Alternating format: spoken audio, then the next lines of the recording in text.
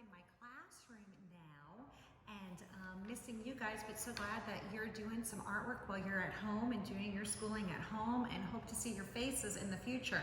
I love it when you guys send me a picture of you holding your artwork so I can see your faces. Today we're going to continue working on the Art to Remember project that we started last week.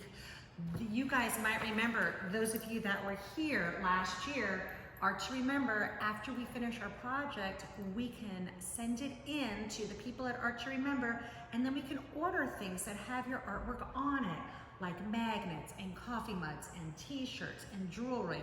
So many different things, over 50 different things that you can order.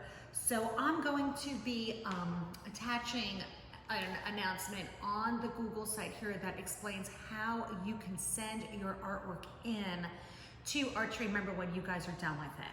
And today what we're gonna do this week is you guys are gonna finish them up. You're going to continue adding lines and letters if you want to, and then I'm going to show you how you can add some watercolor paint over it.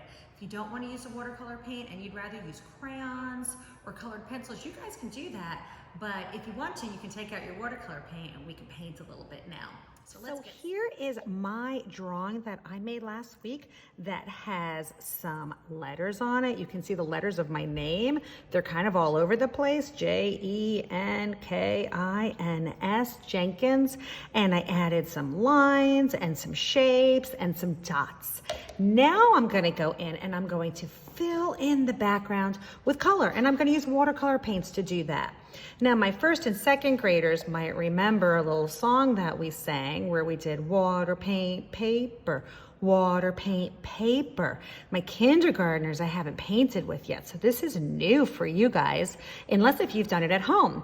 But the first thing we do is get our paintbrush wet, then we put it in the paint, then we put it on the paper, and you're gonna see that when we're doing watercolor paint with oil pastels, it's magic, because look what happens when I go over the oil pastels with the paint. I still see my oil pastel lines. So it is truly magic. Always remember that art is magic. So let's go back to our song. Water, paint, paper. Water, paint, paper. Water, paint, paper. And the more water you add to your color, the lighter it is. So we can make some of our color light, and we can make some of our color dark, and you guys can have the colors mix. You can just have fun with adding the colors onto your paper. And look how I'm just going to fill in all of the white parts now with my paint. And we can see how that just fills it all in, and I can use all the different colors. See how that really stands out over there. And I'm just gonna go in and fill in all of it.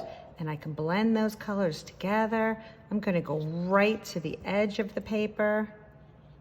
And it's okay if those colors mix in together because they make different colors.